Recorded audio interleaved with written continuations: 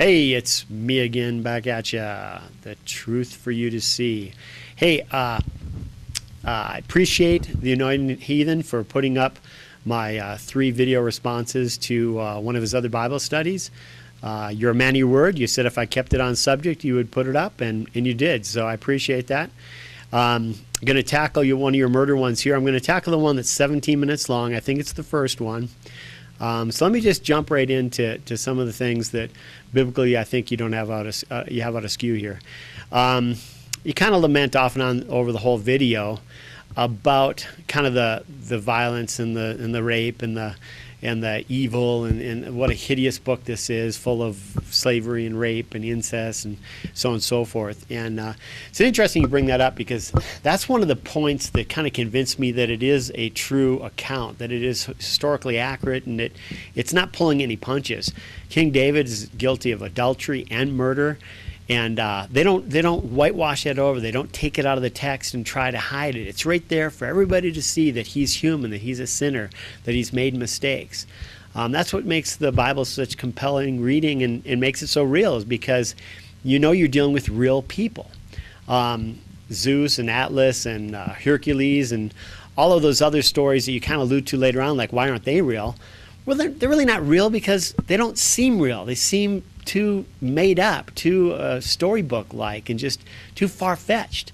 The Bible characters are real. They struggle, they suffer, they make mistakes, and it's all reported. So I've got no problem with the stuff reported in Scripture. It actually convinces me that this book is real, because it's not pulling punches. It's just real people.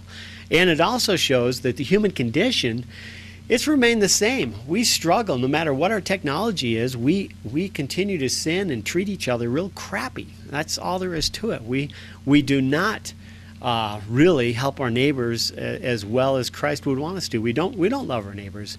Even as Christians, we fall short of that. We know the call to it. We know the command. And God bless many Christians who do a pretty admirable job of it. There's a lot of hospitals been built, and a lot of missionaries sent all over the world that have done some great stuff, and Salvation Army going and doing good things, and Red Cross. If you look at many things that started out as Christian-based things that have now turned a little more secular over the years, they were all Christ-centered, Christ-based things. Even the YMCA, Young Christian Men's Association, right? That's what it stands for. All Christ-centered based stuff. With good intentions to bring forth the gospel and love their neighbors. And the love's grown cold, I'd have to say, to some degree. But that doesn't change the call from Christ. And we're never going to get it perfect in this side of heaven. That's the thing. We're going to continue being imperfect Christians, just like the Jewish people in the Old Testament were imperfect Jewish people. Let's move on to a point here that you make. Okay, in Hebrews you talk about God being the same today, tomorrow, and yesterday. No problems with that. If you want to look generally, I'm just going to lay down some quick groundwork on the Old Testament versus the New Testament. The Old Testament, you have the law, you have all the consequences to go with the laws. It was very strict, very serious.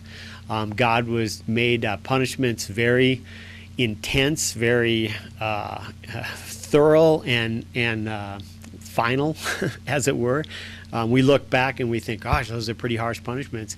But you have to understand that Old Testament law, in breaking the law, it was all designed to really point to the holiness of God and to point out that he has no tolerance to our sins. Sin is not accepted in the kingdom of heaven. It just doesn't have a place there. It cannot exist there. God is holy, which is a concept we can't quite grasp this side of heaven.